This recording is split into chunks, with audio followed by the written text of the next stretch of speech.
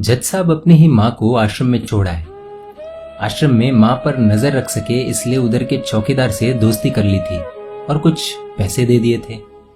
जज ने चौकीदार को अपनी दिल की बात आंखों में आंसुओं के साथ बता दी कि घर में पत्नी है जो माँ के साथ बदतमीजी से पेश आती है और पत्नी के कहने पर दोनों बच्चों ने माँ से बात करनी ही बंद कर दी। माँ को अकेलापन लगने लगा और इन सब वजहों से दिन भर रोती, इसलिए उसे आश्रम छोड़ने के लिए आ गए। तो चौकीदार ने कहा, जज साहब आपके सामने सारे सबूत थे कि कौन सही और कौन गलत है, लेकिन अपनी ही माँ के साथ न्याय नहीं कर पाए तो औरों के साथ क्या न्याय करते होंगे आप। ये बात जज साहब के दिल को छुप गई। चौकीदार की इतनी सी बात का इतना असर हुआ कि 2 रात नींद नहीं आई, 2 दिन से खाना नहीं खाया और कोर्ट भी नहीं गए। ऐसा लग रहा था जैसे एक चौकीदार ने जज साहब की दुनिया हिला दी। जज साहब अपने घर में रूम से बाहर आए। दोनों बच्चे और पत्नी खाना लेकर इसी इंतजार में खड़े हैं कि कब खाना खाएंगे। तभी जज साहब ने एक कागज पत्नी को और 2 अलग कागज अपने बच्चों के हाथ में थमा दिए। कागज की एक लाइन पढ़ी तो पत्नी के हाथों में से थाली गिर गई। जज साहब बोले, मैं तुम्हें तलाक दे रहा हूँ, और बच्चों से कहा, आज से मेरी सारी प्रॉपर्टी आप दोनों की, मुझे कुछ नहीं चाहिए। बच्चों ने उन्हें जबरदस्ती कुर्सी पर बिठाया, हाथ जोड़कर पैरों में गिरकर इन सबका कारण पूछा।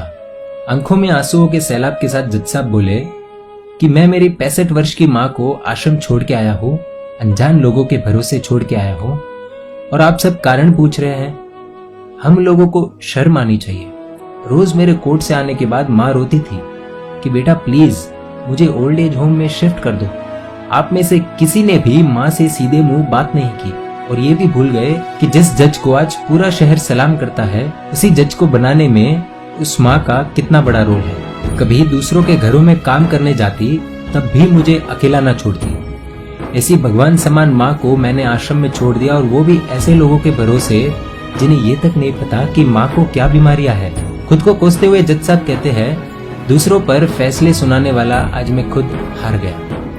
मैं जज नहीं बल्कि गुनाहगार हूँ, और मैंने जो गुनाह किया है वो शायद कानून तो माफ कर देगा, लेकिन ईश्वर के कोर्ट में वो कभी माफ नहीं होगा। ये कहते हुए जज साहब बोले कि अब मैं अपने पापों का प्रायश्चित करने जा रहा हूँ। मैंने अपना सब कुछ आप लोगों को सौंप दिया है और अब अपनी माँ के साथ आश्रम में रहूंगा और उनकी सेवा करूंगा। पत्नी से जज साहब ने कहा कि याद रखना, आज तुमने उस माँ को आश्रम भिजवाया, तुम भी एक माँ हो, कल तुम्हें भी कोई आश्रम भेजेगी, तब तुम्हें मेरे इन शब्दों का अर्थ सही मायने में समझ आएगा। ये बोलकर जज साहब निकल लिए अपनी माँ के पास। आधी रात को चौकीदार भी जज साहब को देखते हुए चौंक गया। अंदर देखा तो माँ सो रही थी। करीब जाकर देखा तो पूरे परिवार की तस्वीर से लिपट कर रोते हुए माँ सो गई थी।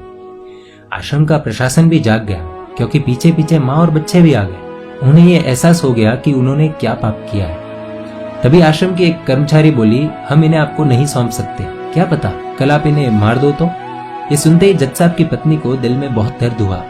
वो बोल उठी कि मैडम जी, शायद हमारे हाथों बहुत बड़ा पाप हुआ है, मानते हैं, लेकिन अब हम इन्हें मारने नहीं, इन्हें एक नया जीवन देने आए हैं। आश्रम के सभी बुजुर्गों की आंखों में आंसू थे, सबके सब रो पड़े।